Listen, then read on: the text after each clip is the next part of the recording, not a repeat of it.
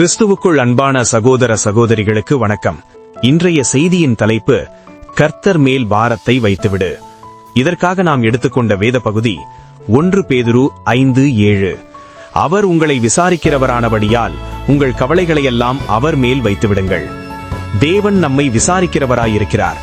உங்கள் மனதில் இன்று ஏதேனும் கவலைகள், வருத்தங்கள், வேதனைகள் இருக்கிறதா? ஏமாற்றங்கள், பொருளாதார தேவைகள் அல்லது உங்கள் எதிர்காலத்தை பற்றிய பயம் வாட்டுகிறதா? பிள்ளைகளின் வருங்காலத்தை குறித்து கவலைப்படுகிறீர்களா?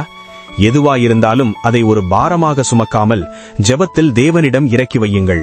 அவர் எல்லாவற்றையும் பார்த்துக் கொள்வார்.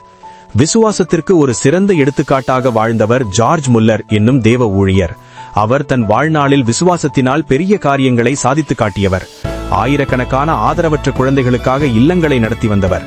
ஒருமுறை அவருடைய இல்லத்தில் நடந்த ஒரு உண்மை சம்பவத்தை பார்ப்போம். ஒரு நாள் காலை உணவிற்கான நேரம் வந்தது. ஆனால் அந்த இல்லத்தில் குழந்தைகளுக்கு கொடுக்க ஒரு துளி உணவு கூட இல்லை. உணவு வாங்க கையில் பணமும் இல்லை. நூற்றுக்கணக்கான குழந்தைகள் பசியோடு உணவிற்காக காத்துக் கொண்டிருந்தனர். மேஜையில் இருந்த தட்டுகளும் டம்ளர்களும் காலியாக இருந்தன. நிலைமை இவ்வளவு மோசமாக இருந்தும் ஜார்ஜ் முல்லர் பதறவில்லை. எல்லா குழந்தைகளையும் அமரச் செய்து தலைகளை தாழ்த்தி இப்படி ஜெபித்தார்: எங்கள் நல்ல தகப்பனே, நீர் எங்களுக்கு கொடுக்கப் போகும் இந்த உணவிற்காக உமக்கு நன்றி என்று விசுவாசத்தோடு ஜெபித்தார். அவர் ஆமேன் என்று சொல்லி முடிப்பதற்குள் கதவு தட்டப்படும் சத்தம் கேட்டது. அங்கே ஒரு ரொட்டி தயாரிப்பாளர் பேக்கர் நின்றிருந்தார். அவர் சொன்னார்: ஐயா, எனக்கு நேற்றிரவு முழுவதும் தூக்கமே வரவில்லை.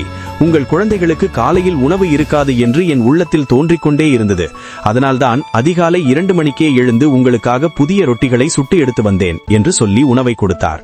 அவர் கொடுத்துவிட்டு சென்ற அடுத்த நிமிடமே மீண்டும் கதவு தட்டப்பட்டது. அங்கே ஒரு பால் வியாபாரி நின்றிருந்தார். அவருடைய வண்டி அந்த இல்லத்தின் வாசலிலேயே பழுதாகி நின்றுவிட்டது. வண்டியை சரி செய்ய வேண்டுமென்றால் அதில் உள்ள பால் முழுவதையும் காலி செய்ய வேண்டும்.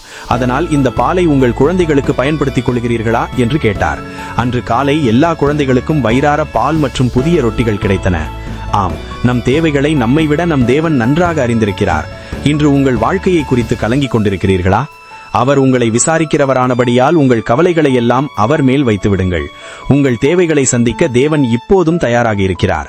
நீ விசுவாசித்தால் தேவனுடைய மகிமையை காண்பாய் என்று இயேசு கிறிஸ்து கூறினது போல, நாம் விசுவாசித்தால் தேவன் நம் வாழ்க்கையிலும் அற்புதங்களை செய்ய வல்லவராயிருக்கிறார். விசுவாசிக்கிறவனுக்கு எல்லாம் கூடும் என்று வேதம் கூறுகிறது. நம்மை விசாரிக்கிற சர்வ வல்லமையுள்ள தேவன் நமக்கு இருக்கும்போது நாம் ஏன் கலங்க வேண்டும்? வானமும் பூமியும் அவருடையது. தம்முடைய பிள்ளைகளாகிய நமக்கு செய்யாமல் அவர் வேறு யாருக்கு செய்ய போகிறார்?